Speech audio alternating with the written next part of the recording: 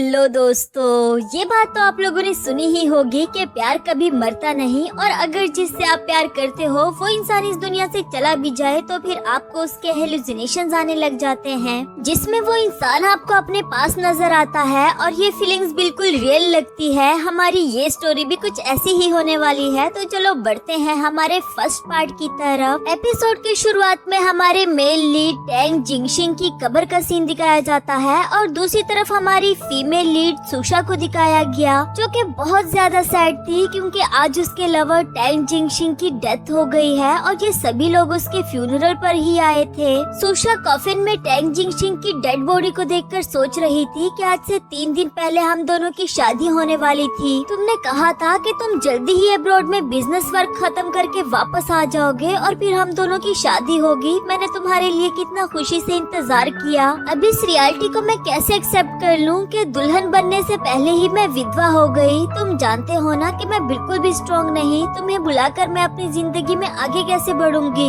बारिश में खड़ी उसके माइंड में यही सारी बातें चल रही थी जबकि बाकी के लोग टैंग जिंगशिंग को दफनाकर वहाँ से वापस चले गए। बहुत टाइम गुजरने के बाद सुशा भी झुकते हुए उसके कब्र को किस करती है और फिर वहाँ से मुड़ते हुए वापस जाने लगी। लेकिन जैसे ही वो मुड़ी तो उसने देखा कि टैंग जिंगशिंग उसके सामने खड़ा था। उसे भी सुशा का ऐसे सैड रहना बिल्कुल भी अच्छा नहीं लगा और फौरन से उसका अम्ब्रेला हटाते हुए उसे फोर्सफुली किस करने लगा। इस वक्त तो सुशा भी सिर्फ उसे अपने करीब चाहती थी। नेक्स्ट सीन हमें अगली सुबह का दिखाया गया जहाँ सुशा टैंग जिंगशिंग का नाम चिल्लाते हुए जाग उठी। तभी उसका एक दोस्त उसके पास आते हुए कहता है कि सुशा तुम उठ गई हो और वो पूछने लगी कि मैं यहाँ पर कैसे आई। हुजियान ने बताया कि कल तुम कब्रिस्तान में बेहोश हो गई थी। जबकि सुशा उसकी ये बात सुनकर सोचने लगी कि कल की वो किस मुझे इतनी रियल क्यों लगी जैसे टैंग जिंगशिंग मेरे पास ही हो। प्रेजेंट में हुजियान उसे समझा रहा था कि देखो सुशा, हम मरे हुए लोगों को जिंदा नहीं कर सकते। तुम्हें भी इस रियलिटी को एक्सेप्ट करके आगे बढ़ना होगा। और हाँ, मैंने तुम्हारे लिए एक वर्ल्ड टूर बुक करवाया है। तुम्हें इस पर जाना चाहिए। तुम इसे अपने लिए हील होने का एक चांस समझ लो। नेक्स्ट सीन हमें 6 मंथ्स बाद का दिखाया गया। सुशा वर्ल्ड टूर से वापस आते हुए दिल ही दिल में कह रही थी कि 6 महीने गुजर गए लेकिन मेरे दिल के अंदर का दर्द अभी भी कम नहीं हुआ। टैंग जिंगशिंग, अब मैं मजीद इस तकलीफ से नहीं चुप सकती और इस शहर में मुझे अब तुम्हारे बगैर ही रहना होगा। ये सब कुछ सोचते सोचते वो घर में इंटर हो गई थी और सोफा पर बैठ जाती है। उसे ये तक ख्याल नहीं आया कि उसने किसी के लैब पर सर रख दिया। वो भी कोई और नहीं बल्कि टैंग जिंगशिंग ही होता है जो कि इसे कहने लगा कि ओह हेलो लड़की, ये तुम क्या कर रही हो। सुशा ने जब उसे देखा तो शॉक्ड हो जाती है कि क्या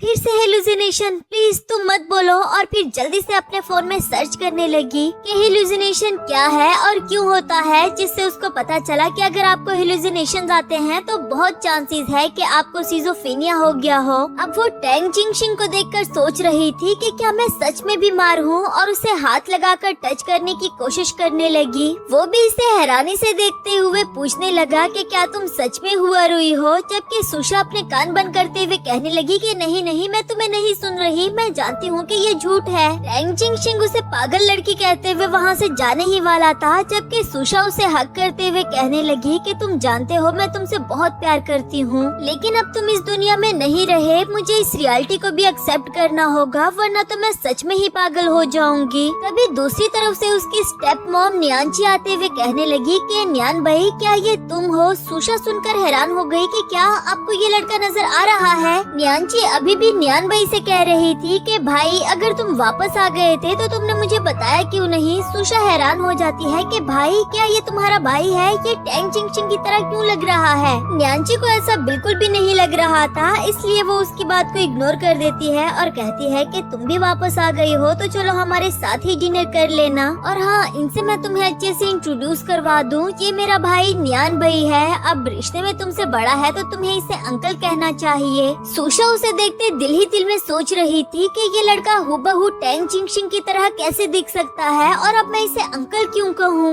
रूम में आकर भी वो इसी कश्मकश में थी कि दुनिया में 2 लोग बिल्कुल एक जैसे कैसे दिख सकते हैं। या तो फिर मैं टैंग जिंगशिंग को बहुत मिस कर रही हूँ इसलिए मुझे न्यान भाई उसकी तरह लगा, वरना तो वो कितना एरोगेंट है। पर सामने ही स्क्रीन पर एक वीडियो चल रही थी जिसमें बताया जा रहा था कि अगर इंसान बहुत बड़े ट्रॉमा से गुजरता है तो ये पॉसिबल है कि उसे एमनेसिया हो जाए। अब वो वो सुनकर सुशा दोबारा से सोचने लगी कि कहीं टैंग जिंगशिंग को भी अमीजा तो नहीं हो गया और वो अपनी सारी यादाश्त खो चुका हो। एक इंसान अपनी यादाश्त तो खो सकता है मगर उसकी बॉडी तो चेंज नहीं हो सकती ना। मुझे पता लगाना होगा कि आखिर वो है कौन। इसके बाद उसका राउंड 1 शुरू हो गया था। न्यान भाई के रूम में जाकर वो देखना चाह रही थी कि अगर वो क्रेयोन की अंडरवियर यूज करता है तो वो जरूर टैंग जिंगशिंग ही होगा, क्योंकि इस एज में सिर्फ टैंग जिंगशिंग ही वो वेयर कर सकता है। उसका ये वाला शक तो बिल्कुल ठीक निकला, मगर सिर्फ इससे ये बात साबित थोड़ी ना हो सकती थी कि वो टैंग जिंगशिंग है। इसलिए उसने राउंड 2 पर काम करना शुरू कर दिया कि अगर वो सच में ही टैंग जिंगशिंग है तो फिर उसको इस वेल के बारे में जरूर याद होगा। नेक्स्ट सीन में वो उस वेल को पहनकर न्यान भाई की तरफ भागते हुए कह रही थी कि टैंग जिंगशिंग मुझसे दोबारा से शादी कर लो। इसी दौरान उसका पैर स्लिप हो गया था और वो गिरने ही वाली होती है। न्यान भाई ने उसे बचाते हुए हक कर लिया। उसकी ये मूवमेंट, उसका ये हक करना सुशा को बिल्कुल टैंग जिंगशिंग की तरह ही लगा। फौरन से कह भी दिया कि मुझे पता था तुम टैंग जिंगशिंग ही हो, तुम्हें सब कुछ याद आ गया है ना। जबकि न्यान भाई उसकी वेल उतारते हुए कहने लगा कि मिस हुआ रुई, क्या तुम इस दिन में भी कॉस्प्ले खेल रही हो? असल में उसका फैमिली नेम हुआ रुई था, लेकिन टैंग जिंगशिंग ने उसे हमेशा सुशा कहा तो वो खुद को सुशा ही कहलाना पसंद करती थी। इसके बाद उसका 3rd राउंड शुरू हो जाता है कि अगर वो सच नहीं बता रहा तो उसकी बॉडी सच बता देगी।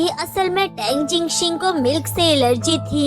सुशा उसे मिल्क का गिलास देते हुए कहती है कि अगर आपने इसे पी लिया तो मैं समझूंगी कि आपने मुझे माफ कर दिया। न्यान भाई उसे पी लेता है और सुशा उसे हक करते हुए कहने लगी कि देखा, तुम लैक्टोज इंटॉलरेंट हो। मुझे पता था कि तुम टैंग जिंगशिंग ही हो क्योंकि तुम दूध नहीं पी सकते। क्यों झूठ बोला तुमने मुझसे? न्यान भाई उसको खुद से दूर करते हुए कहने लगा कि तुम पागल वागल तो नहीं हो गई? मैंने तुम्हारी अपॉलजी एक्सेप्ट की, मैंने दूध को पिया, अभी भी तुम खुश नहीं हो? सुशा बेचारी उसे क्या ही कहती, अगेन सॉरी करके वहाँ से भाग निकली। आफ्टर दैट रूम में आकर उसने टैंग जिंगशिंग का सामान ओपन किया। उसमें से एक बाल निकालते हुए कहने लगी कि अब आखिरी ऑप्शन बचा है डीएनए टेस्ट करवाने का, और ये उसका फाइनल राउंड होने वाला था। इसके बाद वो चोरी छुपे न्यान भाई के पास जाकर उसका एक बाल लेना चाह रही थी, मगर उसने पिक्चर क्लिक करते हुए इसे पकड़ लिया था और ये बहाना करते हुए कहने लगी कि मैं सोच रही थी आपको हेडेक हो रहा होगा, क्यों ना अंकल मैं आपका हेड मसाज कर दूं? मैं बहुत अच्छा मसाज करती हूँ, सच में। आप यहीं पर रुके, मैं जल्दी से ऑयल लेकर आती हूँ।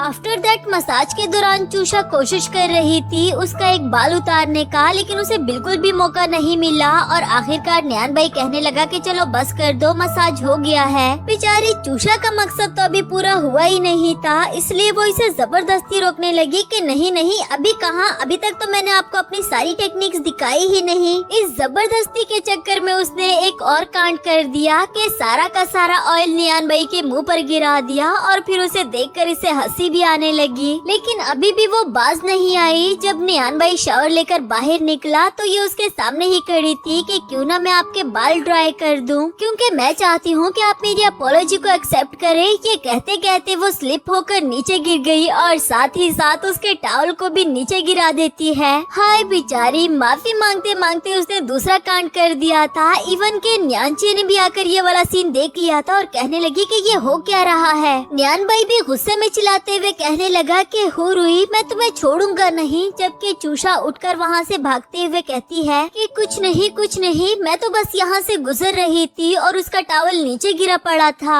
नेक्स्ट सीन में न्यान किसी आदमी का पीछा कर रहा था जो कि किसी लड़की से बात करते हुए कह रहा होता है कि आप फिक्र नहीं करें, हम हुआ ग्रुप को पूरी तरह से रॉइन करने का प्लान बना चुके हैं। हुआ ग्रुप सुशा के डैड की कंपनी थी, मगर न्यान भाई को उसमें क्या इंटरेस्ट है ये तो हमें आगे ही देखने को मिलेगा। खैर फिलहाल तो वो अपनी टेक्निक्स का यूज करते हुए उस आदमी के पॉकेट से उसका फोन निकाल लेता है और बाहर आकर अपनी कैप पहन दी, अपनी जैकेट भी चेंज कर ली ताकि उसे कोई पहचान ना सके। गाड़ी में बैठकर वो दिल ही दिल में सोच रहा था कि मुझे लगता था मैं धीरे धीरे करके अपना बदला ले लूंगा, लेकिन मिस हुरुई के वापस आ जाने की वजह से कहीं मेरा प्लान गड़बड़ ना हो जाए। अब मुझे जो भी करना है जल्द से जल्द करना होगा। आफ्टर दैट घर आकर वो अपनी सिस्टर से बात करते हुए कह रहा था कि मैंने चैट हिस्ट्री अच्छे से चेक कर ली। डायमंड बीट के डॉक्यूमेंट्स ऑफिस में नहीं बल्कि आपके हस्बैंड के स्टडी रूम में है। न्यानची बोली मगर वो तो हर वक्त लॉक रहता है। खैर तुम फिक्र नहीं करो, मैं किसी भी तरह मौका ढूंढकर चाबी निकाल लूंगी। और न्यान भाई बोला कि ठीक है, मैं सब कुछ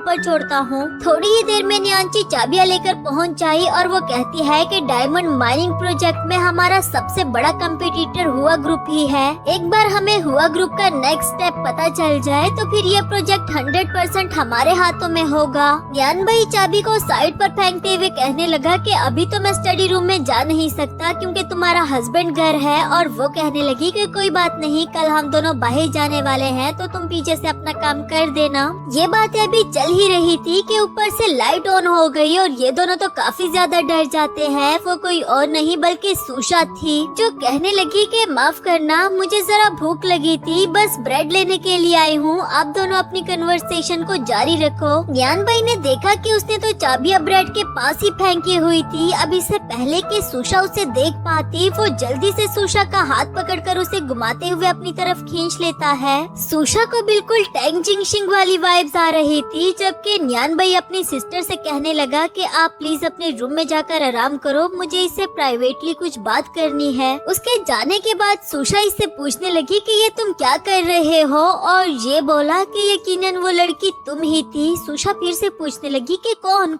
लड़की। न्यान भाई बताने लगा कि आज से 6 महीने पहले मैं कब्रिस्तान गया था अपने एक दोस्त को विजिट करने के लिए और वहाँ एक पागल सी लड़की ने मुझे पकड़कर किस करना शुरू कर दिया। क्या वो लड़की तुम ही थी? सुशा उसकी ये बात सुनकर हैरान हो जाती है और सोचने लगी कि क्या वो इल्यूशन नहीं था, और फिर उसको खुद से दूर करते हुए कहने लगी कि क्या वो तुम थे? मुझे क्लियरली याद है कि तुमने मुझे किस करना स्टार्ट किया था। इसी दौरान उसे याद आया कि यहाँ पर तुम और मैं का तो सवाल है ही नहीं, बल्कि मैंने इस अंकल को टैंग जिंगशिंग समझकर किस किया। कितने एम्बेरसमेंट की बात है। न्यान भाई बोला कि सच बताऊं, तुम में किसिंग करने की एबिलिटी बिल्कुल भी नहीं है। अब कहने को तो मैं तुम्हारा अंकल हूँ, वरना तो मैं तुम्हें सिखा देता। बेचारी सुशा बहुत ज्यादा एम्बेरस थी और कुछ भी कहे बगैर दबे पांव वहाँ से निकल गई। इधर न्यान भाई शुक्र अदा कर रहा था कि उसकी नजर चाबी पर नहीं पड़ी। इधर सुशा रूम में आकर सोच रही थी कि क्या तुम सच में ही टैंग जिंगशिंग नहीं हो।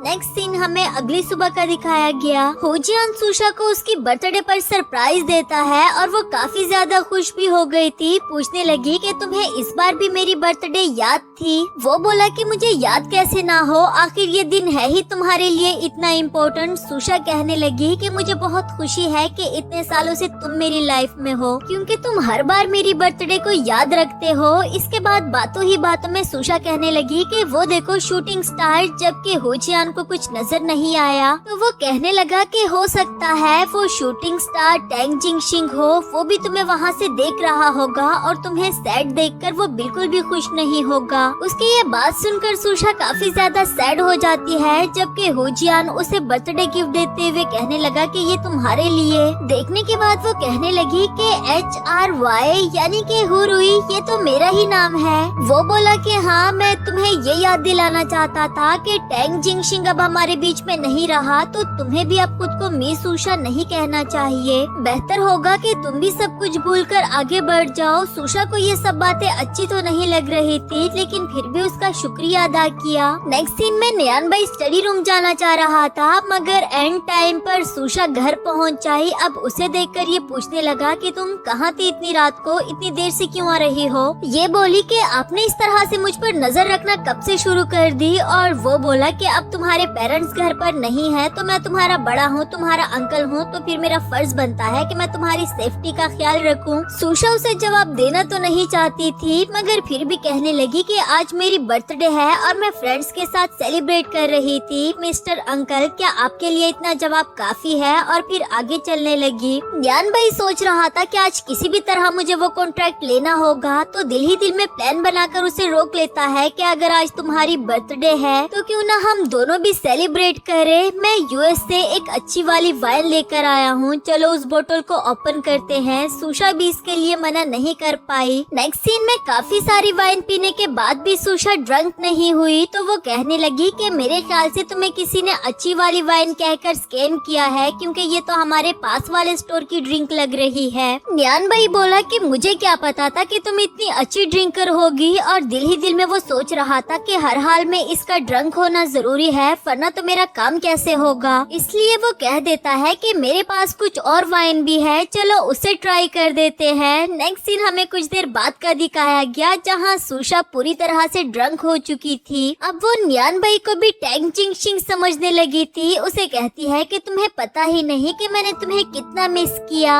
जबकि नियान भाई उसे खुद से दूर करते हुए कहने लगा कि तुमने तो कहा था कि तुम ड्रंक होती ही नहीं, तो फिर ये सब कुछ क्या है। और इसी दौरान उसका लॉकेट दूर जाकर गिरा। सुशा उसके पास जाकर उठाते हुए कहती है कि माय हनी लव, तुम्हें चोट तो नहीं लगी ना, मैं तुम्हें ब्लो करती हूँ, अब तुम्हें बिल्कुल भी पेन नहीं होगा। नियान भाई उसकी ये हरकतें देख रहा था, जबकि इधर सुशा को टैंग जिंगशिंग की याद आई। आज से 1 साल पहले उसने खुद ही इस लॉकेट को डिजाइन करके सुशा को गिफ्ट में दिया था और वादा किया था कि मैं तुम्हारे लिए और भी कई सारे बनाऊंगा। दोनों ने मिलकर इसे हनी लव का नाम भी दिया था। प्रेजेंट में वो नियान भाई की तरफ देखकर कहने लगी कि टैंग जिंगशिंग, तुम कितने बुरे हो, मुझसे राज छुपा कर रखते हो, लेकिन कोई बात नहीं, मुझे बुरा नहीं लगा क्योंकि मैं तुमसे प्यार करती हूँ। फिर उसके पास जाकर कभी उसके फेस को टच करती है और कभी उसके नेक को कि मैंने तुम्हें बहुत टाइम से नहीं देखा। नियान भाई उसे धीरे धीरे करके रोकने की कोशिश कर रहा था, लेकिन बजाय रुकने के वो इसके गोद में आकर बैठ जाती है, ये कहते हुए कि मुझे तुम्हारे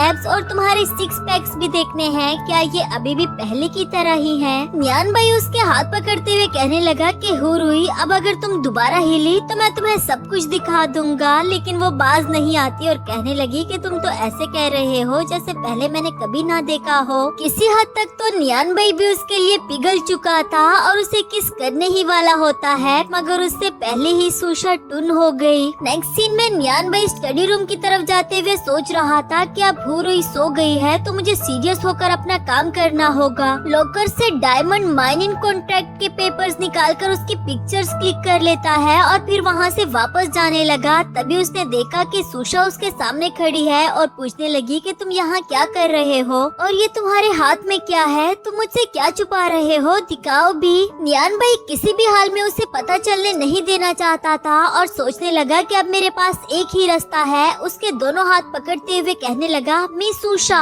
ये मैं हूँ टैंग जिंगशिंग, क्या तुम्हें मैं याद नहीं। सुशा उसकी ये बात सुनकर उसी में ही खो गई थी और कहने लगी कि टैंग जिंगशिंग, मुझे पता था कि तुम वापस आओगे, तुम मुझे छोड़कर क्यों चले गए थे। ये कहते हुए वो ऊंची ऊंची आवाज में रोने लगी। हाथ छुड़ाते हुए उसे हक कर दिया कि तुम कितने बुरे हो, तुमने मुझे छोड़ दिया था, तुम्हें मेरी जरा परवाह नहीं। नियान भाई को भी उसके लिए काफी ज्यादा बुरा लग रहा था। उसे संभालते हुए कहने लगा कि मैं वापस आ गया हूँ, तुम रोना बंद करो, अब मैं कभी भी नहीं जाऊंगा तुम्हें छोड़कर। सुशा उसे फोर्सफुली किस करने लगी कि मैंने तुम्हें बहुत मिस किया, अब मैं तुम्हें कहीं जाने नहीं दूंगी। नियान भाई ऐसा नहीं चाहता था क्योंकि वो जानता था कि सुशा इस वक्त ड्रंक है। काफी कोशिश करने के बावजूद भी वो सुशा से खुद को नहीं छुड़ा पाया और आखिरकार वो भी विलिंगली इसे किस करने लगता है। दोनों का ये रोमांटिक मोमेंट रूम में भी आकर शुरू हो गया। नियान भाई उसे एक बार फिर से वार्न कर देता है कि अगर तुम इसी तरह मुझे अपनी तरफ खींचती रही तो मैं कुछ भी कर जाऊंगा।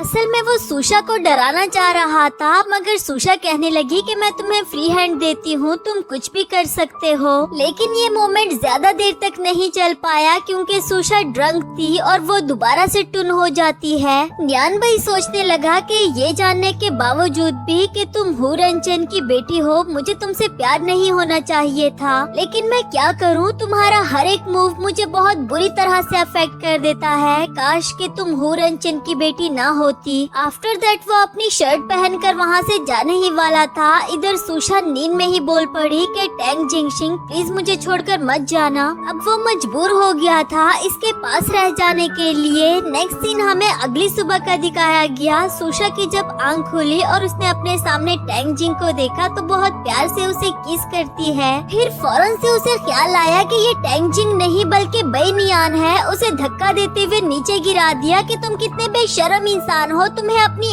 एज का भी ख्याल नहीं आया। अगले ही सीन में काफी शर्मिंदा होकर उसे हॉट वाटर देते हुए माफी मांग रही थी कि कल रात में ड्रंक थी, इसलिए आपसे निपट कर अपने पास ही रहने के लिए कहा, लेकिन इसमें मेरी कोई गलती नहीं। नियान भाई बोला कि ठीक है, इस बार तो मैं तुम्हारी अपॉलजी एक्सेप्ट कर रहा हूँ, लेकिन मैं एक रूल बना लेता हूँ, अगली बार जब भी मैं तुम्हारे आसपास हूँगा तुम ड्रिंक नहीं करोगी, मुझसे वादा करो। सुशा भी इस रूल को एक्सेप्ट कर लेती है और पूछने लगी कि अच्छा अंकल ये बताओ कि कल रात मैंने इसके अलावा कुछ और तो नहीं किया था ना? वो बोला कि किया था ना, ये देखो। उसके नेक पर लव बाइट देखकर इसे टैंग जिंगशिंग की याद आ गई। आज से 1 साल पहले ये उसे घर से निकालते हुए कह रही थी कि तुमने कल रात मेरे साथ क्या किया, और बदले में वो बोला कि मैंने क्या किया, बल्कि तुम देखो तुमने क्या किया था। प्रेजेंट में नियान भाई कह रहा था कि मैं इसे तुम्हारी ड्रंकन मिस्टेक समझ लेता हूँ, लेकिन इसके लिए तुम्हें पनिशमेंट मिलेगी, ये बर्तन अब तुम धो जाकर। नेक्स्ट सीन में सुशा को डीएनए टेस्टिंग सेंटर से कॉल आती है और बताया गया कि आपने जो डीएनए टेस्ट कराने के लिए दिया था उसकी रिपोर्ट आ गई है और हमने आपको मेल कर दी, आप उसे चेक कर लें। ये सुनकर अब सुशा के हाथ कांपने लगे क्योंकि वो नहीं जानती थी कि रिपोर्ट में क्या होगा। साथ ही हमें फ्लैशबैक का सीन दिखाया गया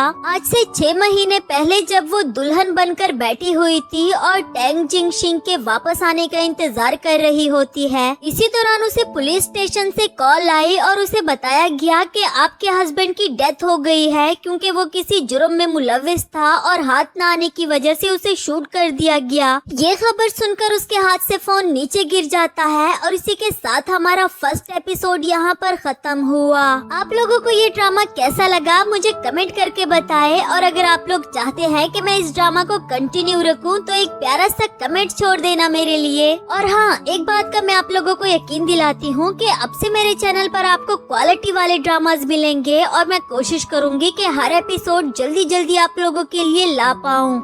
हेलो दोस्तों, तो बढ़ते हैं इस सीरीज के सेकंड एपिसोड की तरफ। अगर वीडियो पसंद आए तो वीडियो को लाइक और चैनल को सब्सक्राइब जरूर कर देना। एपिसोड की शुरुआत बिल्कुल उसी सीन से होती है जहां सुशा वो डीएनए टेस्ट रिपोर्ट खोलते हुए काफी ज्यादा नर्वस थी, फिर भी डरते डरते उसने उसे ओपन किया और उसे पता चला कि ये तो नेगेटिव है। पता नहीं क्यों, लेकिन इस बात ने भी उसे हर्ट किया कि टैंग जिंगशिंग और नियान भाई एक पर्सन नहीं है। इसके बाद नेक्स्ट सीन में हमें उसे ड्रिंक करते हुए दिखाया गया। साथ ही वो शॉपकीपर को बुलाते हुए कह रही थी कि मुझे स्कीवर्स खाने हैं। उन्होंने बताया भी कि हमारे पास खत्म हो गए, लेकिन फिर भी वो यही कहती रही कि नहीं नहीं मुझे खाने हैं, अभी खाने हैं। वो टैंग जिंगशिंग को बहुत पसंद थे। आखिरकार शॉपकीपर ने तंग आकर बताया कि आखिरी पीसेस उस कस्टमर ने खरीदे हैं, अगर तो तुम्हें वाकई ही चाहिए तो उनसे जाकर रिक्वेस्ट कर लो। सुशा बिल्कुल ऐसा ही करने लगी। वो उठकर गिरते संभलते हुए उस कस्टमर के पास पहुंच आई, और मजे की बात ये थी कि वो कस्टमर कोई और नहीं बल्कि नियान भाई था। सुशा ने तो उसे पूछा तक नहीं और फौरन से उसके साथ खाना शुरू कर दिया। बेचारा नियान भाई तो अचानक से उसे अपने सामने और इतना करीब देखकर शॉक्ड रह गया क्योंकि ये खाना कम और किसिंग सीन ज्यादा लग रहा था।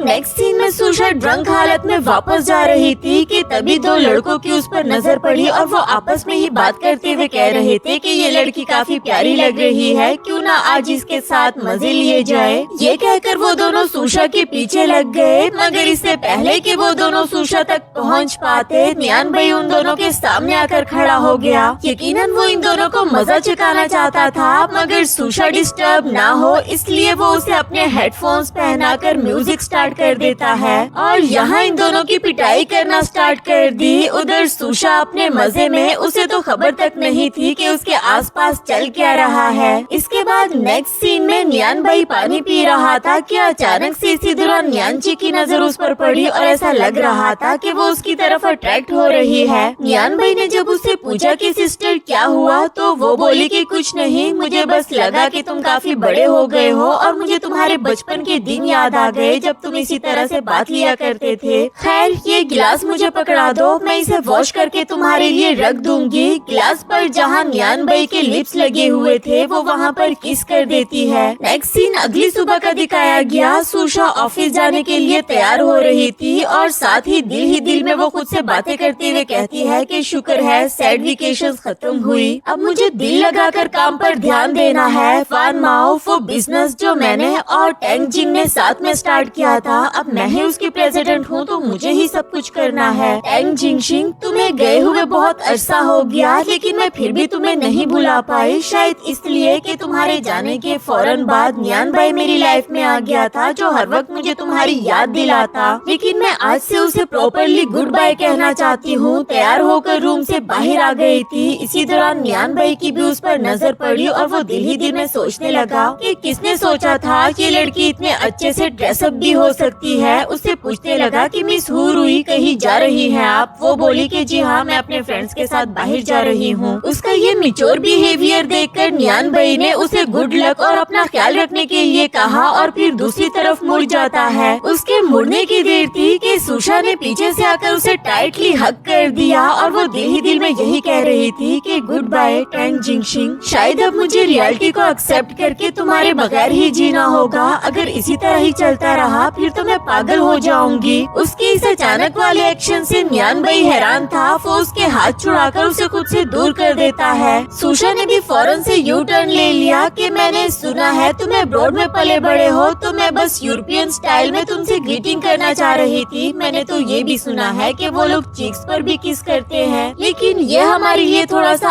ऑकवर्ड होगा, इसलिए मैंने नहीं किया। खैर मैं चलती हूँ, बाय बाय। ये कहकर वो चली जाती है और इधर नियान भाई सोच रहा था कि ये लड़की तो अभी भी पागल की पागल ही है। नेक्स्ट सीन में सुशा के डैड रंजन को दिखाया गया। न्यांची उनके पास आते हुए कहती है कि क्या हुआ, आप इतने परेशान क्यों हैं? जिस पर उन्होंने बताया कि डायमंड माइनिंग प्रोजेक्ट के लिए मैंने इतनी मेहनत की थी और हमने उसे खो दिया, जबकि एक अमेरिकन कंपनी ने बगैर किसी मेहनत के उसे हासिल कर लिया, तो दुख तो होगा ही ना। ये सुनकर न्यांची दिल ही दिल में कहने लगी कि नियान भाई वेल डन, बहुत अच्छा काम किया तुमने। जबकि उनसे कहती है कि हस्बैंड, बिजनेस का काम तो चलता ही रहता है, लेकिन आपको अपनी सेहत पर भी ध्यान देना चाहिए। सामने ही उसे प्रॉपर्टी के पेपर्स भी नजर आए। इसके बाद नेक्स्ट सीन में वो नियान भाई से डिस्कस कर रही थी कि रंजन हमेशा से अपनी सारी प्रॉपर्टी अपनी बड़ी बेटी हुरुई के नाम करना चाहता था, लेकिन मैं जानना चाहती हूँ कि वो बुड्ढा मुझे इस प्रॉपर्टी में कितना हिस्सा देने वाला है। ये कहते हुए उसे काफी ज्यादा गुस्सा भी आ रहा था। नियान भाई बोला कि अगर तुम मुझे किसी तरह से वान माओ ग्रुप में एंट्री दिला दो तो मैं तुम्हारे लिए प्रॉपर्टी विल के पेपर्स ढूंढ कर ले आऊंगा।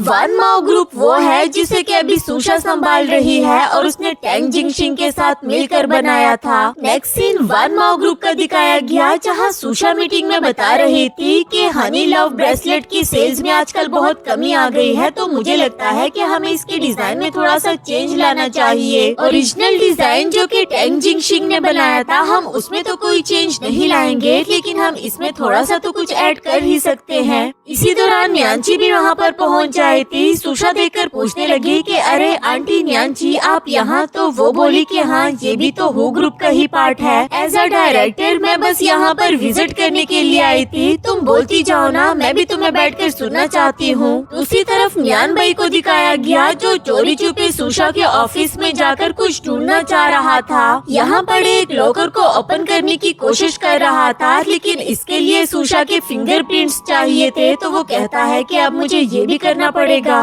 तभी उसे सुशा की आवाज आई, जो कि ऑफिस की तरफ ही आ रही थी। इसके बाद जैसे ही वो ऑफिस में इंटर हुई तो उसने सामने ही चेयर पर किसी को बैठे हुए देखा, जो उसे बिल्कुल टैंग जिंगशिंग की तरह लगा। लेकिन वो जानती थी कि ये नियान भाई है, इसलिए खुद को समझाने लगी कि सुशा, ये तुम क्या कर रही हो? और फिर उसे पूछने लगी कि तुम यहाँ पर क्या कर रहे हो? वो बोला कि मैं बस यहाँ अपनी सिस्टर के साथ आया था। तुम हमेशा कहती हो कि मैं टैंग जिंगशिंग की तरह दिखता हूँ, तो मैंने सोचा कि क्यों ना तुम्हें थोड़ा सा सरप्राइज कर लिया जाए। वैसे मुझे नहीं लगता कि वो कहीं से भी मेरी तरह दिखता होगा, बल्कि वो तो कोई ओल्ड फैशन होगा। इस पर सुशा कहने लगी कि बेहतर होगा तुम उसके बारे में कुछ भी ना बोलो, और वैसे भी फैशन सेंस उसमें तुमसे कहीं ज्यादा थी। उसकी ये बात सुनकर नियान भाई उसे खींचते हुए टेबल पर बिठा देता है और खुद उसके बहुत करीब आ गया था। पूछने लगा कि अगर मुझे देखकर तुम्हारे दिल में कुछ नहीं होता तो फिर उस वक्त तुमने मुझे किस क्यों की थी? सुशा बोली कि उस वक्त मैं ड्रंक थी और मुझे स्क्रेवर्स खाने की क्रेविंग हो रही थी। जैसा तुम सोच रहे हो ऐसा बिल्कुल भी नहीं। मगर नियान भाई उसके और करीब जाते हुए पूछने लगा कि अगर ऐसी ही बात है तो इस वक्त तुम इतना ब्लश क्यों कर रही हो? वैसे ये बात तो सच ही थी कि सुशा बहुत ज्यादा ब्लश कर रही है, मगर आखिरकार वो खुद पर कंट्रोल करते हुए उसे खुद से दूर कर देती है कि चलो अब बहुत हो गया। मैं जानती हूँ कि तुम टैंग जिंगशिंग नहीं, और मैं किसी को भी उसका सब्स्टिट्यूट नहीं बनाना चाहती। नियान भाई बोला कि अच्छा होगा तुम अपनी इस बात पर टिकी रहो। ये कहकर वो चला गया। उसके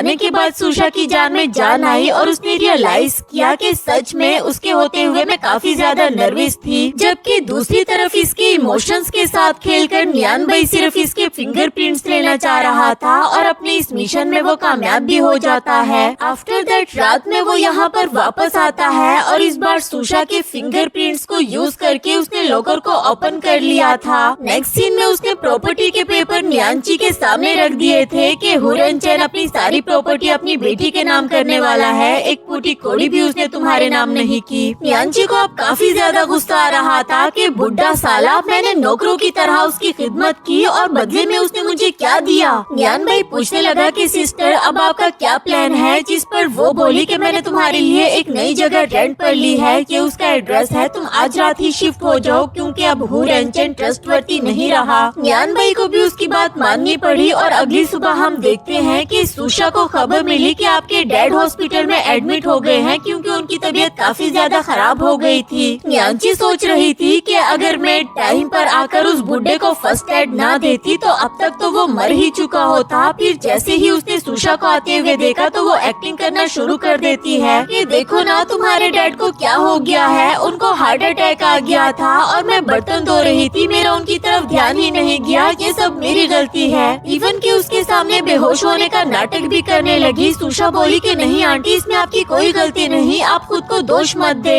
और देखो आपकी खुद की भी तबीयत ठीक नहीं, आप घर जाकर आराम करो, मैं डैड के पास हूँ ना, आप प्लीज घर जाएं। सुषा की मासूमियत का फायदा उठाकर और उसे बेवकूफ बनाते हुए नियांची वहाँ से चली जाती है, जबकि सुषा अपने डैड के सामने बैठे सोच रही थी कि कुछ अरसे से मेरी लाइफ में सब कुछ कितना बुरा चल रहा है। पहले टैंग जिंगशिंग मुझे छोड़कर चला गया, फिर कंपनी के हालात बहुत डाउन चलने लगे और अब डैड की तबीयत। पर सुषा तुम्हें घबराना नहीं चाहिए, सब कुछ ठीक हो जाएगा। साथ ही उसे बिजनेस कॉल आई और उसे बताया गया कि न्यू डिजाइन आपके ईमेल पर फॉरवर्ड कर दिया गया है, आप प्लीज चेक कर लो। दूसरी तरफ नियान भाई जब अपने घर में इंटर हुआ तो उसने देखा कि नियांची पहले से ही वहाँ पर मौजूद है और उसने काफी कुछ बना कर रखा हुआ था। नियान भाई ने जब पूछा कि आप मेरे घर में कैसे और आपको यहाँ की चाबियाँ कैसे मिली, तो वो बोली कि ओ कम ऑन, मैं तुम्हारी सिस्टर हूँ और वैसे भी ये घर मैंने तुम्हारे लिए रेंट पर लिया। खैर छोड़ो ना, देखो मैंने तुम्हारे लिए कितना कुछ बना कर रखा हुआ है। और एक मजे की बात बताऊँ, अब तो हु ग्रुप पक्का हम दोनों का होने वाला है, वो भी बहुत जल्द, क्योंकि फाइनली मैंने हुरनचेन को हार्ट अटैक दिला ही दिया। इस वक्त वो बहुत क्रिटिकल सिचुएशन में है और जल्दी ही इस दुनिया से भी रुखसत हो जाएगा। नियान भाई शॉक्ड हो गया कि ये आपने कैसे किया और इस वक्त तो आपको हॉस्पिटल में होना चाहिए, वरना तो सबको आप पर शक होगा। मगर वो कहने लगी कि तुमने अभी तक मेरी एक्टिंग स्किल्स देखी नहीं, तुम फिक्र नहीं करो, मैंने सबको ये यकीन दिला दिया है कि मेरी तबीयत ठीक नहीं और इस वक्त मैं घर पर आराम कर रही हूँ। आज पहली बार नियान भाई को लगा कि लड़कियाँ कितनी शातिर होती है, जबकि वो तो हमेशा मासूम समझता रहा। इसके बाद वो हॉस्पिटल आता है और उसने देखा कि सुषा लैपटॉप पर काम करते करते वही सो गई थी। आज पहली बार ना चाहते हुए भी उसे सुषा अच्छी लगने लगी, क्योंकि लड़कियाँ इतनी मासूम नहीं होती, लेकिन वो सच में ही बहुत ज्यादा थी। फिर उस पर अपनी जैकेट ओढ़ते हुए उसे वहीं पर लिटा देता है। उसकी सेक्रेटरी को भी मना कर दिया कि आहिस्ता बोलो वरना तो ये उठ जाएगी। उससे पूछने लगा कि हुरुई अपने डैड का ख्याल रखने के साथ साथ काम भी कर रही थी क्या, जिस पर सेक्रेटरी ने बताया कि जी हाँ, क्योंकि आजकल हनी लव की सेल्स अच्छे से नहीं चल रही तो वो काम को भी स्किप नहीं कर सकती। देखने में हमारी प्रेसिडेंट कितनी नाजुक सी लगती है ना, लेकिन असल में वो बहुत स्ट्रॉन्ग है। उनकी लाइफ में इतना कुछ बुरा हो गया, लेकिन मैंने कभी भी उनकी आंख से आंसू आते हुए नहीं देखे। जबकि नियान भाई दिल ही दिल में सोच रहा था कि कहने को तो तुम हुरनचेन की बेटी हो, लेकिन तुम उसकी तरह बिल्कुल भी नहीं। मैं वादा करता हूँ कि आज से मैं तुम्हें प्रोटेक्ट करूँगा। नेक्स्ट सीन अगली सुबह का दिखाया गया। सुषा को जाग आई, उसने अपने पास वो जैकेट देखी और साथ ही उसे नियान भाई का मैसेज रिसीव हुआ कि जब तुम उठ जाओ तो बाहर आ जाना। सुषा जब बाहर पहुँची तो नियान भाई हाथ में डैंडेलाइन का पौधा लिए और अमेजिंग ड्रेसिंग किए उसके सामने से आ रहा था। सुषा बोली कि अच्छा मैं समझ गई, तो हमारा मिशन डैंडेलाइन को प्रोटेक्ट करने का है। जिस पर नियान भाई बोला कि ओ साम साम साम। सुषा डर के मारे चिल्लाने लगती है और वो कहने लगा कि खुद को तो प्रोटेक्ट कर नहीं सकती, बड़ी आई तुम डैंडेलाइन को प्रोटेक्ट करने वाली। खैर सुषा उसे उसकी जैकेट वापस करने लगी, जिस पर वो बोला कि इस पर ये दाग किस चीज का है, क्या तुमने इस पर थूक लगाया हुआ है। जिस पर सुषा बोली कि अच्छा वापस दो, मैं तुम्हें वॉश कर दूंगी। मगर वो वो बोला कि नहीं, इस पर महान हस्ती मिस सुशा का थूक लगा हुआ है, मैं तो इसे फ्रेम कराऊंगा। सुशा बोली कि कभी कभी मुझे तुम्हारा अजीब बिहेवियर समझ में नहीं आता, जबकि न्यान भाई अपना अम्ब्रेला छोड़कर उसके अम्ब्रेला के अंदर आ गया था।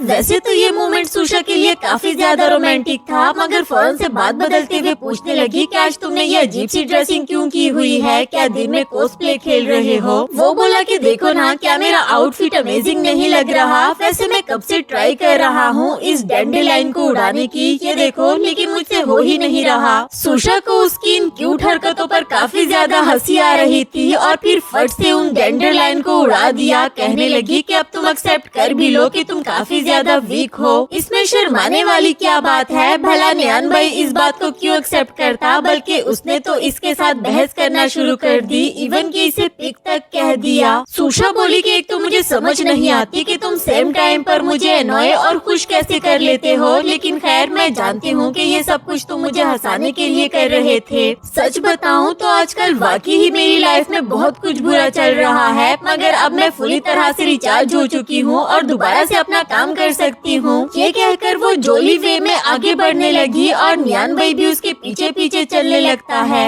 नेक्स्ट सीन में अब सुशा के डैड की तबीयत ठीक होने लगी थी, ये देखकर वो काफी ज्यादा खुश हो गई। फौरन से डॉक्टर को बुलाने लगी और न्यानची को भी कॉल करके बता दिया कि डैड को होश आ गया है। न्यानची का तो सारा का सारा मूड ही खराब हो गया। दूसरी तरफ हनी लव के सेल्स में भी इंक्रीज आ गया था। ये जानकर सुशा अपनी सेक्रेटरी से पूछने लगी कि तुम ये कहना चाहती हो कि हनी लव को अमेरिका के एक बिजनेसमैन लुइस ने लाइक किया, इसलिए ही इसकी सेल्स बढ़ गई? अगर ऐसी ही बात है फिर तो हमें मिस्टर लुइस के साथ डील करनी चाहिए, मगर सेक्रेटरी ने बताया कि mister Louis online commercial deal नहीं करते। सुशा बोली कि अगर बात हनी लव के सेल्स की है तो इसको मैं अपना आखिरी चांस समझकर कुछ भी करने के लिए तैयार हूँ। नेक्स्ट सीन में वो लुइस को मेल्स करके अपने साथ कोलैबोरेशन के लिए मना रही थी और लुइस भी कोई और नहीं बल्कि न्यान भाई ही था, जो कि दिल ही दिल में सोच रहा होता है कि अगर मैं इतनी जल्दी मान गया तो कुछ ज्यादा ही चीप नहीं लगूंगा।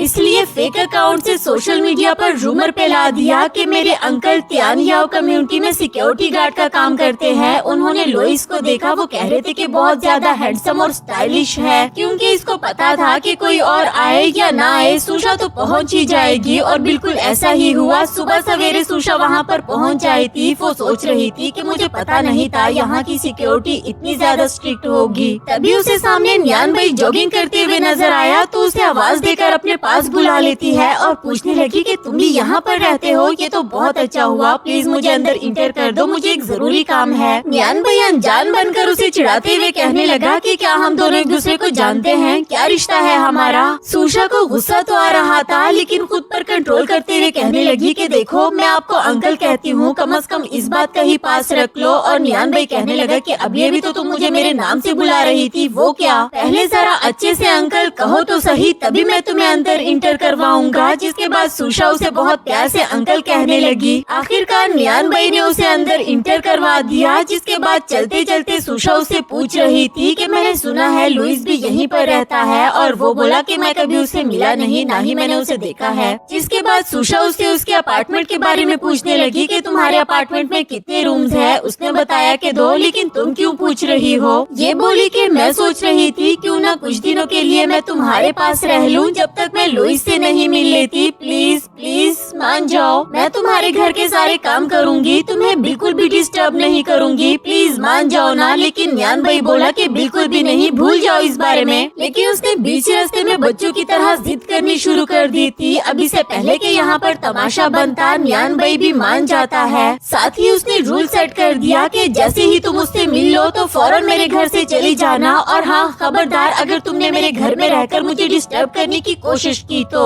नेक्स्ट सीन में वो न्यान भाई के घर में शिफ्ट हो गई थी। काफी ज्यादा खुश भी थी कि अरे वाह, तुम्हारा घर तो कितना बड़ा और वेल मैनेज्ड है। न्यान भाई बोला कि हाँ मैं जानता हूँ, और खबरदार, अगर तुमने मेरे घर में मेस क्रिएट करने की कोशिश की तो मुझे अपने घर में सब कुछ मेरे अकॉर्डिंग ही पसंद है। सुशा कहने लगी कि क्या मतलब, मैं अपना बेड शीट, अपनी पोनी और अपना टॉवल भी अब तुम्हारे अप्रूवल का लूंगी क्या?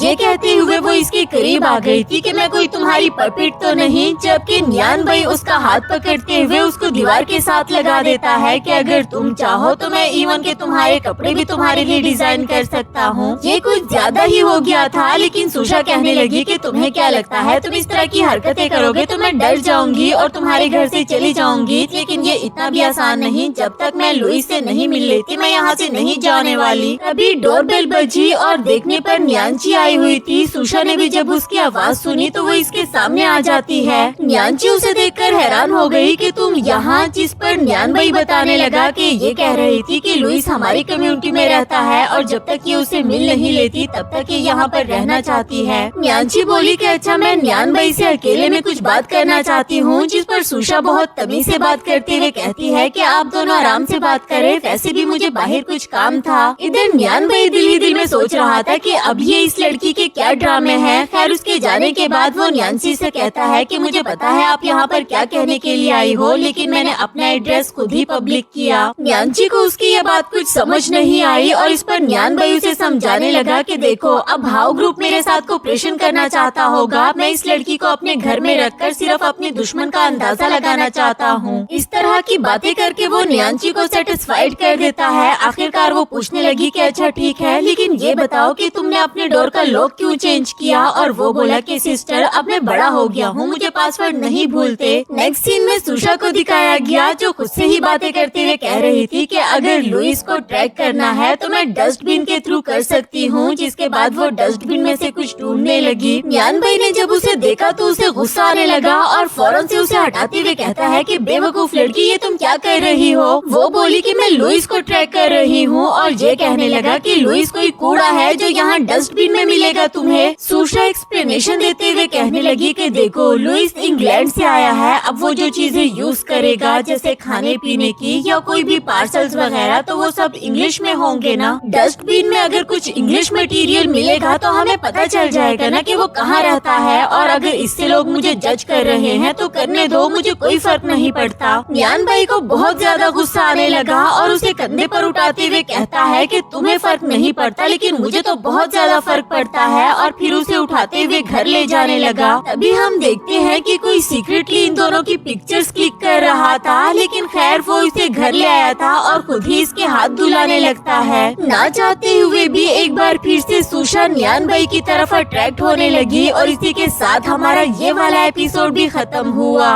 हेलो दोस्तों, तो बढ़ते हैं इस सीरीज के थर्ड पार्ट की तरफ। अगर वीडियो पसंद आए तो वीडियो को लाइक और चैनल को सब्सक्राइब जरूर कर देना। एपिसोड की शुरुआत बिल्कुल उसी सीन से होती है जहां न्यान भाई सुशा के हाथ धुलवा रहा था और सुशा किसी हद तक उसमें खो चुकी थी। उससे सवाल करते हुए पूछने लगी कि क्या तुम बाकी लड़कियों के साथ भी इतने काइंड हो। न्यान भाई पूछने लगा कि क्या तुम मेरी पर्सनल लाइफ के बारे में जानना चाहती हो और वो बोली कि नहीं नहीं, मैंने तो ऐसे ही पूछ लिया था। खैर न्यान भाई इस पर उसे कोई जवाब नहीं देता और उसके हाथ सुखाने लगा कि तुम्हारे हाथ काफी ज्यादा रफ हो रहे हैं। जिस पर वो बोली कि अब तुम्हारी गर्लफ्रेंड्स की तरह प्यारे प्यारे हाथ थोड़ी हो सकते हैं मेरे। इस पर न्यान भाई को हंसी आने लगी और वो पूछता है कि तुम्हें ये लग रहा है कि मेरी बहुत सारी गर्लफ्रेंड्स होंगी। सुशा भी कुछ ज्यादा इंटरेस्ट ना लेते हुए वहाँ से जाना चाह रही थी, मगर न्यान भाई उसे पकड़ते हुए वहीं पर बिठा देता है और उसके करीब जाते हुए कहने लगा कि मैं हर लड़की के साथ इतना काइंड नहीं, बस उसी के साथ हूँ जिसमें मुझे थोड़ा बहुत इंटरेस्ट हो। ये कहकर वो तो चला गया, मगर इधर सुशा सोच में पड़ गई थी।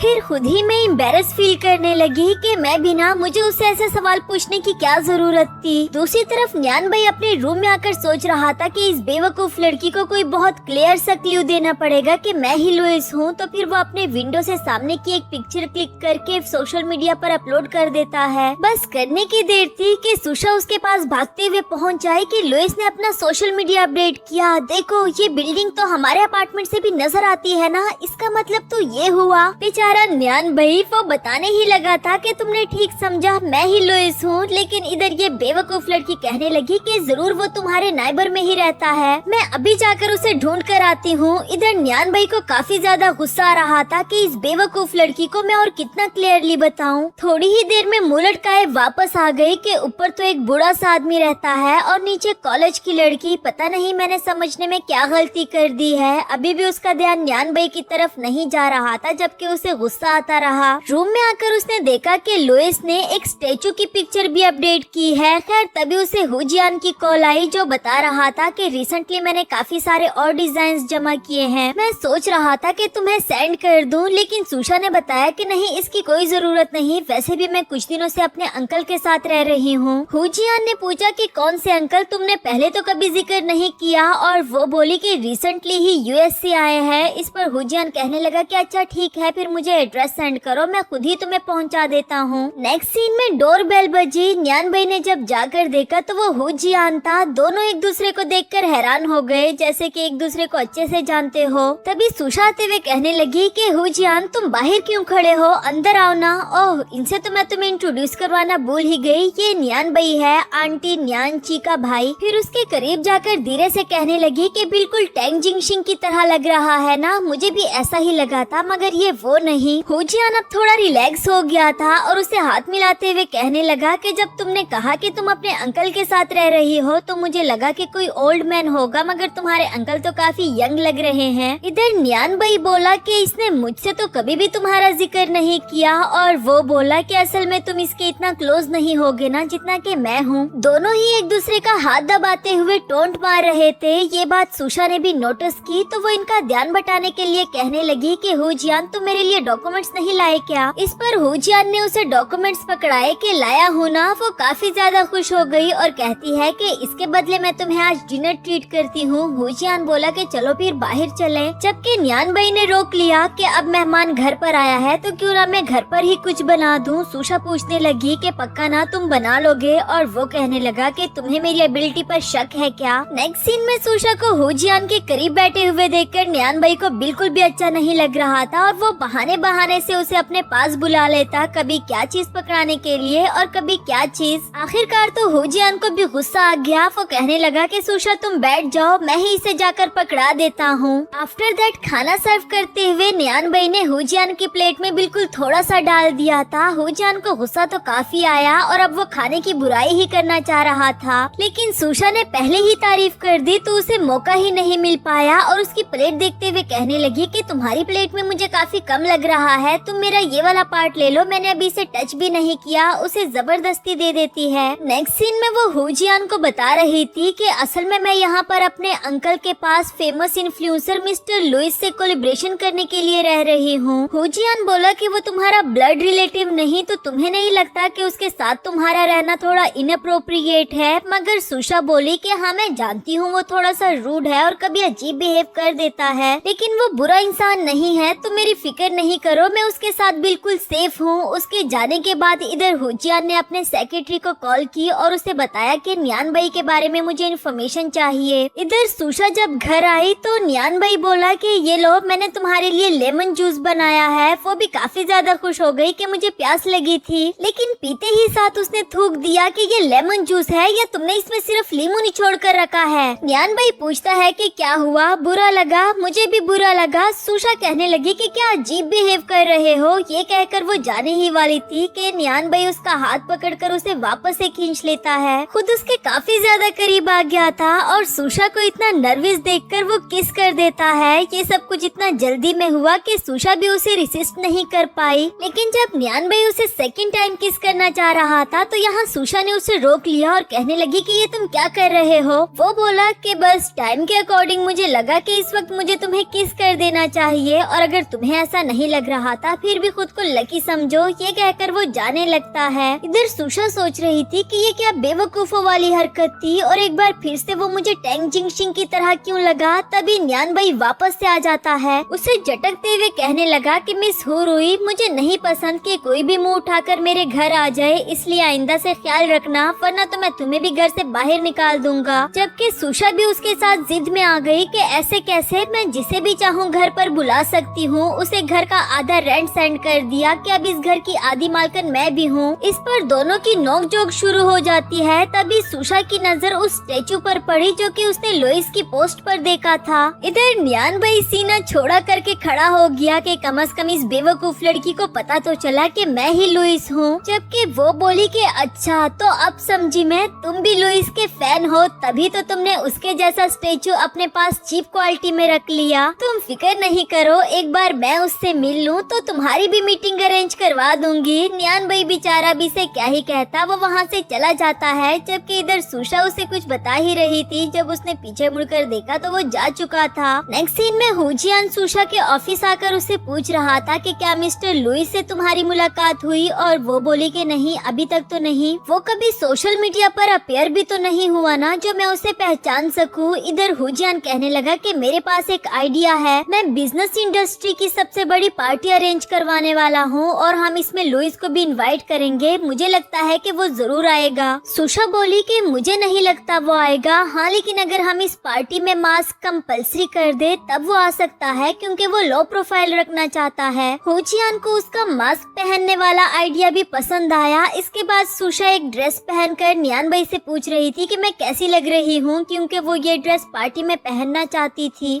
वो बोला कि ये बहुत ज्यादा रिवीलिंग है, तुम लोगों को क्या दिखाना चाहती हो। इसके बाद जब वो चेंज करके दूसरी ड्रेस पहन कर आती है तो इस पर भी न्यान भाई ने उसे टोक दिया कि इसकी स्कर्ट बहुत शॉर्ट है। क्या इससे लोगों को नजर नहीं आएगा कि तुम्हारी टांगे कितनी छोटी छोटी हैं। वैसे तो उसको सुशा इन कपड़ों में काफी ज्यादा अच्छी लग रही थी, मगर फिर भी वो इस बात को कहना नहीं चाहता। खैर, सुशा वापस से चेंज करके आ जाती है और इस बार तो न्यान भाई उसे देखता ही रह गया और आखिरकार कह ही देता है कि हाँ, ये वाली ड्रेस ठीक लग रही है। सुशा बोली कि मेरी जिप बंद नहीं हो रही है, प्लीज तुम आकर कर दो। न्यान भाई भी फौरन से आकर उसकी जिप बंद करने लगा और जैसे ही वो सुशा को टच करता है तो उसे ऐसे लगा जैसे उसे टैंग जिंगशिंग ने टच कर दिया हो। कुछ देर के लिए तो वो वहाँ पर स्टैचू बनकर खड़ी रही। न्यान भाई ने भी उसे नोटिस किया, पूछने लगा कि क्या हुआ, तुम्हें अच्छा लग रहा था, चलो मैं दोबारा से जिप ओपन करके बंद करता हूँ। जबकि सुशा शर्माते हुए वहाँ से भाग निकली। इसके बाद हमें एक रोमांटिक सा सीन दिखाया जाता है। सुशा काफी खुश नजर आ रही थी। वहीं न्यान भाई इसके करीब आकर इसको किस करना चाह रहा था, मगर सुशा ने उसे रोक दिया, ये कहते हुए कि नहीं, तुम मेरे अंकल हो।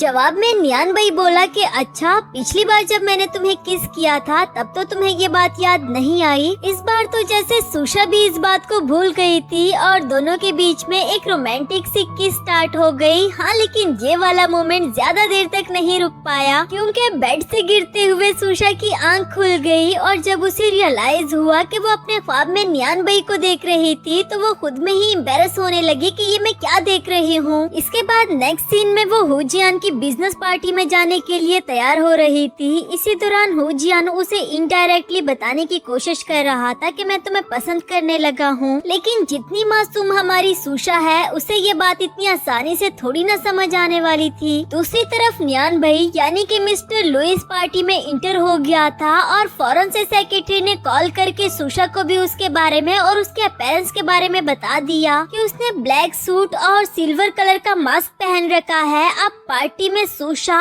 और हुजियान की नजर सिर्फ उसी को ढूंढने पर थी। तभी सुशा की नजर लुइस पर पड़ी और उसके पास जाकर देखा तो वो न्यान भाई था। उसे पूछने लगी कि न्यान भाई, तुम यहाँ पर क्या कर रहे हो। वो बोला कि मैंने मिस हुरुई को बहुत सारे चांसेस दिए कि वो मुझे ढूंढ ले, लेकिन वो है ही इतनी बेवकूफ कि उसे मैं नजर ही नहीं आ रहा। उसकी ये बात पीछे ही खड़े हुजियान ने भी सुन ली। अब वो तो समझ चुका था कि अच्छा, न्यान भाई ही मिस्टर लुइस है, वो ये सब कुछ जानबूझकर कर रहा है सुशा को अपने करीब लाने के लिए। इसके इरादे मुझे कुछ और ही लग रहे हैं। जबकि सुशा वो तो अभी भी न्यान भाई की बातों को मजाक समझ रही थी। उधर हुजियान अपने सेक्रेटरी को कॉल करके कहता है कि कुछ और लड़कों को यहाँ पर इंटर करो, मैं तुम्हें एक पिक्चर भेज रहा हूँ, उनकी अपीयरेंस बिल्कुल वैसी ही होनी चाहिए। मिस्टर न्यान भाई, अब तुम देखो कि मैं तुम्हें तुम्हारे इरादों में कैसे कामयाब होने देता हूँ। दूसरी तरफ बेचारी सुशा, उसको एक ही अपीयरेंस के कई सारे लड़के नजर आने लगे और वो बहुत ज्यादा कंफ्यूज हो चुकी थी कि अब वो लुइस को कैसे ढूंढे, क्योंकि इतने सारे लड़कों में उसे कैसे पता चलेगा कि असल मिस्टर लुइस कौन है। इसी दौरान एक बार फिर से उसकी नजर न्यान भाई पर पड़ी और उसके करीब जाने लगी, जबकि वो दिल ही दिल में सोच रहा था कि मैं इसके शक्ल को देखना चाहता हूँ जब इसे पता चलेगा कि मैं ही मिस्टर लुइस हूँ। जबकि वो तो इस पर ध्यान ना देते हुए आगे निकल गई बेचारा। दूसरी तरफ सुशा सोच रही थी कि अगर मैं ये गाना चलाकर इस पर डांस करना शुरू कर दूं तो मिस्टर लुइस जरूर सामने आएगा। थोड़ी देर तक वो डांस करती रही और दिल ही दिल में यही सोच रही थी कि मिस्टर लुइस अभी तक आया क्यों नहीं, उनको तो आ जाना चाहिए था क्योंकि ये उनका फेवरेट सॉन्ग है। वो अभी ये सोच ही रही थी कि तभी न्यान भाई उसे डांस में ज्वाइन कर लेता है और शायद सुशा भी उसे नहीं पहचान पाई क्योंकि उसने कोई भी सवाल नहीं किया। कुछ देर तक तो दोनों ही एक दूसरे के साथ डांस करते रहे, लेकिन हम देखते हैं कि सुशा इमोशनल हो गई थी क्योंकि उसे बीच में टैंग जिंगशिंग की याद आने लगी। आज से 1 साल पहले जब सुशा ने कहा था कि मुझे डांस करना नहीं आता, तो इस पर टैंग जिंगशिंग उसे कहने लगा कि कोई बात नहीं, मैं हूँ ना, मैं तुम्हें सिखा दूंगा। प्रेजेंट में वो आज के इवेंट को भूलकर उस लड़के से कहने लगी कि तुमने मुझे किसी की याद दिला दी, वो मेरा फियांसी था, हमारी शादी से 1 दिन पहले उसकी डेथ हो गई, लेकिन मैं आज तक उसे नहीं भुला पाई। इस पर न्यान भाई बोला कि तुम्हें पास्ट को भूल जाना चाहिए और वो बोली कि मैं नहीं भूल सकती, अगर मैंने उसको भुला दिया और फिर मुझे किसी और से प्यार हो गया तो।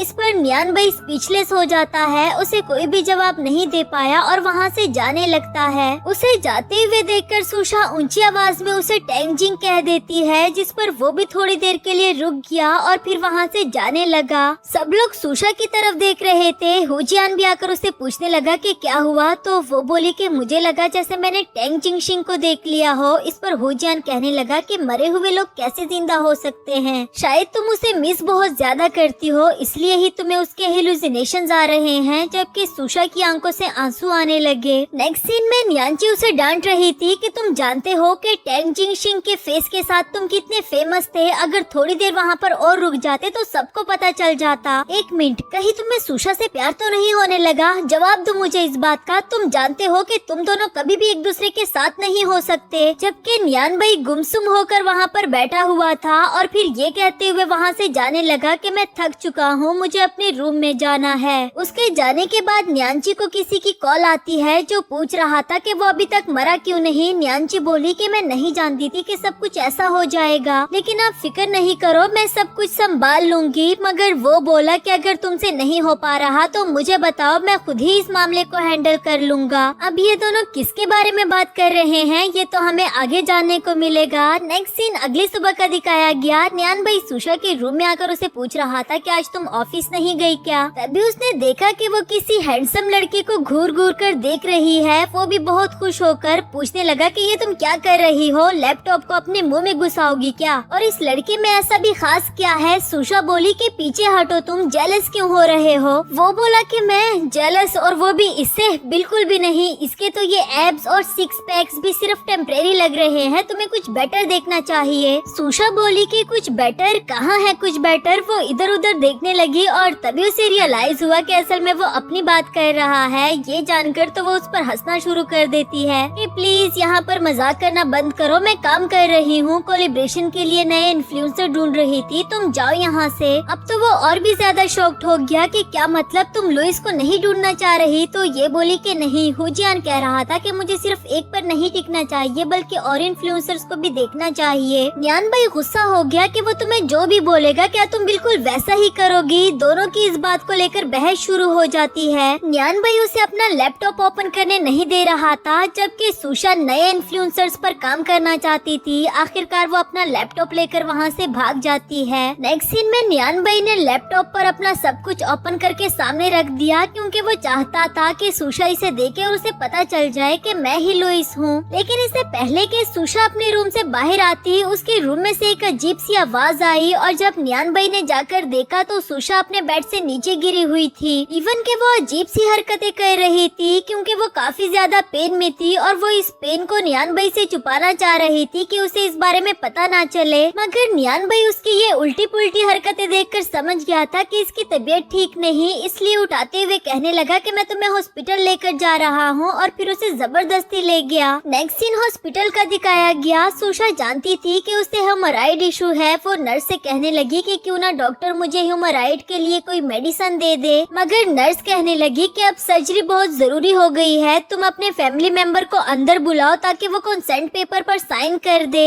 सुशा बोली कि वो लड़का जो बाहर खड़ा है, नहीं नहीं उसे बिल्कुल भी मत बताना, क्योंकि वो काफी ज्यादा शर्मा रही थी न्यान भाई को ये पता लगने से कि इसे हेमोराइड इशू है। जबकि न्यान भाई अंदर आते हुए कहने लगा कि मैं जान चुका हूँ, कंसेंट पेपर पर साइन भी कर देता है। सुशा बोली कि तुम्हें अंदर आने के लिए किसने कहा? वो बोला कि तुम इतना ऊंचा ऊंचा बोल रही थी तो मुझे सुनाई कैसे ना देता। वो बेचारी शर्म के मारे अपना मुंह छुपा लेती है। इसके बाद नेक्स्ट सीन में सुशा की सर्जरी हो चुकी थी। आंटी न्यानची से बात करते हुए कह रही थी कि तुम काम की फिक्र मत करो, मैं सब कुछ संभाल लूंगी। इसी दौरान वहाँ पर न्यान भाई आ जाता है उसके लिए कुछ सामान लेकर, जिसे देखकर वो दोबारा से अपना मुंह छुपा लेती है कि तुम यहाँ पर क्या कर रहे हो। और वो बोला कि ऐसा भी क्या है, तुम मुझे देखकर अपना मुंह क्यों छुपा रही हो। न्यानची को भी शक हो गया था कि शायद वहाँ पर न्यान भाई है, मगर तब तक कॉल कट गई। इधर सुषा कह रही थी कि जब तक तुम बाहर नहीं जाओगे मैं अपना मुंह अंदर ही रखूंगी। ऊपर से न्यान भाई भी वही बैठ गया कि मैं कहीं नहीं जाने वाला। तभी सुषा बाहर आते हुए कहने लगी कि तुम्हें क्या लग रहा है, मुझे तुमसे शर्म आ रही है? ऐसा बिल्कुल भी नहीं। गुस्से में उसका गिरबान पकड़ना चाह रही थी, मगर जाने अनजाने में उसके ऊपर गिर पड़ी और एक रोमांटिक सा सीन क्रिएट हो गया। इसी दौरान नर्स भी अंदर आ जाती है और इन दोनों को कहने लगी कि माना तुम दोनों कपल हो, मगर इसका जख्म अभी भी ताज़ा है, तुम दोनों को ख्याल रखना चाहिए। सुषा बोली कि नहीं, हम दोनों कपल नहीं, बल्कि ये तो मेरा अंकल है। नर्स भी हैरान हो गई कि इतना यंग अंकल। उसे कहने लगी कि आपके हाथ पे क्या हुआ है, लाओ मैं इस पर मरहम लगा दूं। वो बोला कि नहीं मैं ठीक हूँ, लेकिन नर्स फिर भी उसके लगाने लगी। इसी दौरान उसे पूछ लेती है कि क्या मैं तुम्हें वीचैट पर ऐड कर सकती हूँ। न्यान भाई समझ चुका था कि सुषा को अच्छा नहीं लगा, इसलिए कहता है कि हाँ हाँ क्यों नहीं। सुषा बोली कि सिस्टर जरा ध्यान से मेरे अंकल के अपीयरेंस पर मत जाना, ये 50 अबाव है और 2 बार तो इनकी डाइवोर्स भी हो चुकी। नर्स उसकी ये बात सुनकर बगैर वीचैट लिए वहाँ से चली गई, जबकि न्यान भाई इसके पास आते हुए कहने लगा कि अच्छा तो मैं 50 अबाव हूँ और 2 बार मेरी डाइवोर्स भी हो चुकी। सुषा बोली क्या हुआ, क्या मैंने तुम्हारा प्लान खराब कर दिया? वो बोला कि नहीं, लेकिन मैंने देखा कि जब वो मुझसे वीचैट मांग रही थी तो तुम काफी ज्यादा सैड हो गई थी। ये बात तो सच ही है। सुषा उसके इस सवाल से बचने के लिए वॉशरूम का बहाना कर देती है और फिर यहाँ आकर खुद से पूछ रही थी कि वाकई ही मैं सैड क्यों हो गई थी या फिर मैं जेलस हुई। शायद मैं अभी भी उसे टैंग जिंगशिंग समझ रही हूँ, लेकिन बेवकूफ लड़की, वो न्यान भाई है, टैंग जिंगशिंग नहीं। थोड़ी ही देर में वो वापस आ गई। न्यान भाई को देखकर पूछने लगी कि तुम अभी भी यहाँ पर खड़े हो, गए क्यों नहीं? वो बोला कि इस सर्जरी के बाद तुम्हें बैठे नहीं रहना चाहिए, वरना तो तुम्हारा जख्म खराब हो सकता है। सर्जरी के बारे में बात करते हुए सुषा ने फौरन से उसके मुंह पर हाथ रख दिया और बताया कि खबरदार, अगर तुमने इसके बारे में किसी और को बताया तो ये सीक्रेट सिर्फ तुम्हारे और मेरे बीच में ही रहना चाहिए। तब तक पीछे से हुजियान आ गया था। उसने इन दोनों को ऐसे करीब देख लिया और पूछने लगा कि ये क्या हो रहा है। सुषा अचानक से उसकी आवाज सुनकर कहने लगी कि अंकल के दांत में कुछ फंस गया था, मैं बस वही देख रही थी, और जबरदस्ती उसके दांत चेक करने लगी। आफ्टर दैट वो न्यान भाई को कुछ बोलने ही नहीं दे रही थी ताकि वो हुजियान के सामने कुछ उल्टा सीधा ना बोल दे, और खुद ही सारे सवालों के जवाब देती रही कि बस छोटी सी सर्जरी हुई थी, वैसे तो मैं बिल्कुल ठीक हूँ, ये देखो तुम्हें खुद भी तो नजर आ रहा होगा। आंखों ही आंखों में न्यान भाई को वो कुशन छुपाने के लिए कह रही थी कि हुजियान को शक ना हो जाए, लेकिन इधर हुजियान को थोड़ा बहुत शक तो हो ही गया था। वो दिल ही दिल में सोच रहा था कि आखिर ऐसा भी क्या सीक्रेट हो सकता है कि तुम न्यान भाई से शेयर कर सकती हो मगर मुझसे नहीं। इवन कि जब हुजियान ने उसे कहा कि मैं तुम्हारे पास रहकर तुम्हारा ख्याल रखूंगा, तब भी वो ये कह देती है कि नहीं, इसकी कोई जरूरत नहीं, और वैसे भी अंकल मेरे पास है ना।